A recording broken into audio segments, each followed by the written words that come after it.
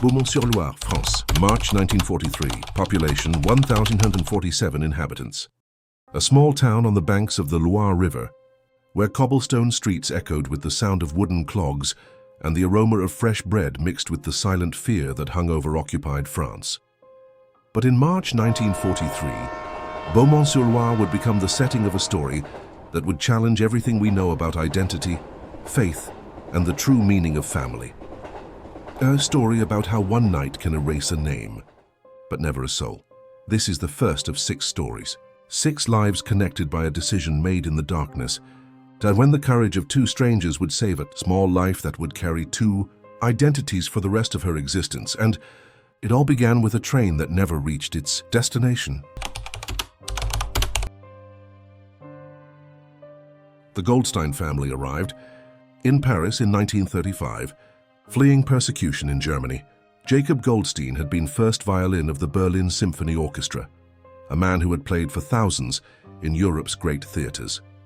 But in November 1934, he found a swastika painted on his apartment door with the words "Juden raus," Jews out. That week, 3 Jewish musicians were dismissed from the orchestra. Jacob sold everything: his furniture, rare sheet music, even Miriam's beloved grand piano. With the money, he bought train tickets to Paris and a used violin. "We'll start over," he told Miriam as the train left Berlin. "In France, we'll be free to make music again." In Paris, they settled in a 2-room apartment in the Marais. Jacob played in cafes at night. Miriam gave piano lessons, and it was there that their daughters were born. Rachel in 1935, Rebecca in 1937. Rebecca was special. She played by ear. Any melody she heard once, she could reproduce perfectly on the piano. "How did you do that?" Miriam would ask, amazed. "I don't know, Mama," Rebecca would answer. "The music just comes from my fingers." But in 1940, the Germans marched through Paris. Jacob lost his cafe jobs. Families stopped hiring Miriam for piano lessons. In 1942, the yellow stars became mandatory. "Why do we have to wear this, Papa?" Rebecca asked, touching the yellow star. "So people know who we are," Jacob replied, unable to explain why this was necessary. It was grandmother Leah who gave Rebecca the gift that would change her life. Before dying in December 1942, she placed a small silver Star of David in Rebecca's hands. "This star has protected our family for more than 100 years. Promise me you'll never be separated from it," Rebecca promised, and never took the star off again. In January 1943, the nighttime raids began. Families disappeared from the Marais one by one. That's when Jacob made the most difficult decision of his life. He sold his violin for 300 francs. "Papa, why did you sell your violin?" Rachel asked. "Because sometimes we have to leave music behind so we can live to play it again someday." On March 10, 1943, the Goldstein family left Paris for Beaumont-sur-Loire. 5 days to wait for a resistance contact, then freedom in Switzerland.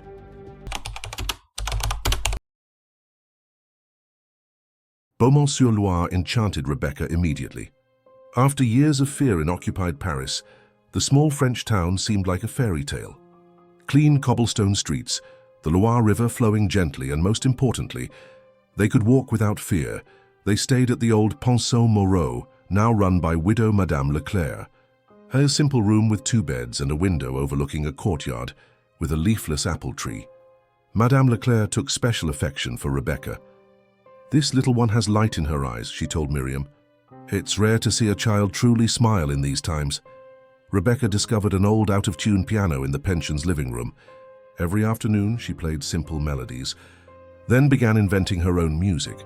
Rebecca made friends with local girls and even visited the Dubois bakery, where Pierre Dubois showed her how bread was made. "When I grow up," Rebecca said, watching Pierre work, "I want to make bread too, and play piano, and maybe teach music like my mother." "You can do all of that, little one," Pierre smiled. "The world will be better when you grow up." On March 14th, the family had their last complete supper. After dinner, Rebecca played piano for everyone. Happy songs that made Madame Leclerc clap, melancholy songs that brought tears to Miriam's eyes. "When we get to Switzerland, will I be able to continue playing piano?" Rebecca asked before sleeping. "Of course, my angel. You'll have a new piano, even better than Paris." Those were the last words Rebecca heard from her mother. If you're enjoying this video, Please click the like button so YouTube can share it with more people. And if you enjoy this type of video, please subscribe to our channel.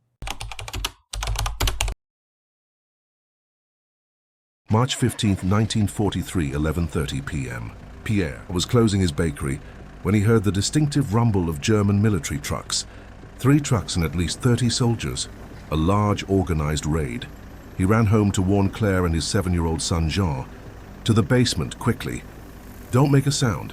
From their basement window, they watched German soldiers marching toward Rue Saint-Martin, exactly where the Pension Moreau was located. At the pension, Jacob woke to heavy boots on pavement. He recognized what was happening immediately. Miriam, wake the girls, now. But it was too late. The banging on the door had begun. Aufmachen, Polizei. Jacob pushed Miriam and Rachel toward the back corridor, hoping they could escape. Rebecca, hide in the wardrobe. Don't come out until everything is quiet, Papa. Rebecca screamed, but Jacob was already pushing the wardrobe closed. What followed was chaos that Rebecca would recall in nightmares for the rest of her life. Screams in German. Her parents' voices trying to explain something in French. Rachel crying. Heavy footsteps, the sound of furniture being overturned. And then, silence. Rebecca stayed hidden, clutching her Star of David, whispering the prayer grandmother Leah had taught her, Shema Yisrael, Adonai Eloheinu, Adonai Echad. 2 hours later, Pierre Dubois and his cousin Henri found her. Rumors had circulated that Henri was arrested, but it was a German trap.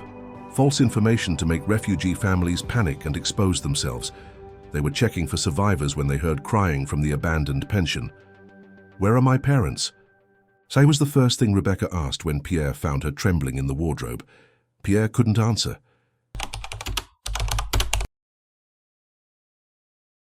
Pierre carried Rebecca to his home, where Claire waited with warm milk and tears in her eyes. For 2 days they cared for the traumatized child who asked constantly, when will my parents come back? But on the 3rd day, reality hit. We can't keep her here as Rebecca Goldstein, Claire whispered. If they discover we're hiding a Jewish child, then she can't be Rebecca Goldstein anymore, Pierre replied.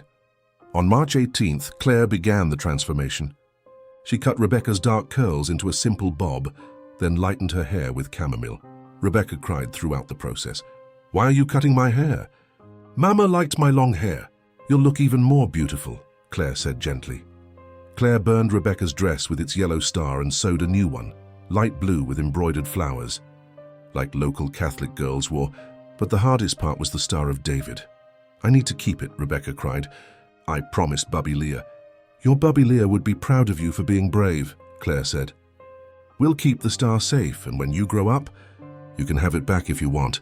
Claire kept the Star of David in a wooden box with a piece of Rebecca's original dress and a lock of her cut hair. Silent proof of an identity that had to be erased to save a life.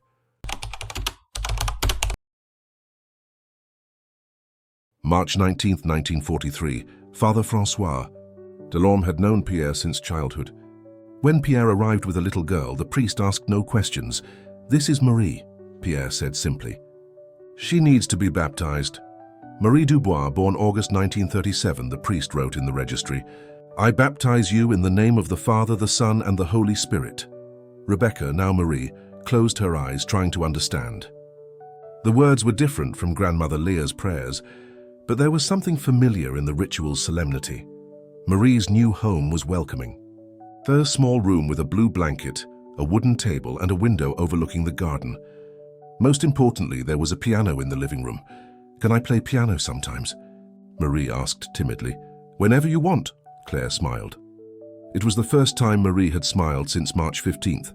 In her first weeks, Marie struggled. She woke crying for Mama and Papa, but gradually she adapted. She helped Claire in the kitchen, accompanied Pierre to the bakery, played with Jean in the garden. At church on Sundays, Marie was fascinated by the music, candles, and stained glass. When communion time came, she watched people approach the altar with the same expression of faith she'd seen on Grandmother Leah's face when she prayed.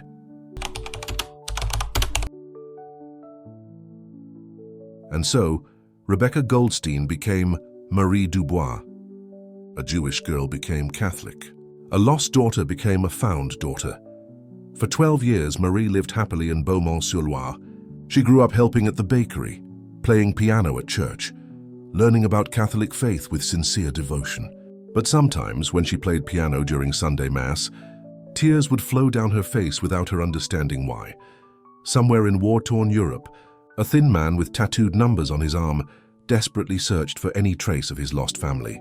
Samuel Goldstein, Jacob's brother, had survived the concentration camps with one obsession: finding survivors of the Goldstein family, and he would never give up.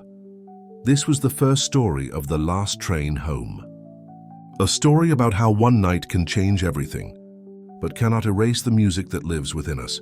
In the next video, we'll discover how Samuel Goldstein survived the concentration camps and how his 12-year search would lead him back to a small French town where a girl played melodies she no longer knew where they came from. If you like this video, subscribe to the channel and share our video to help us spread our stories.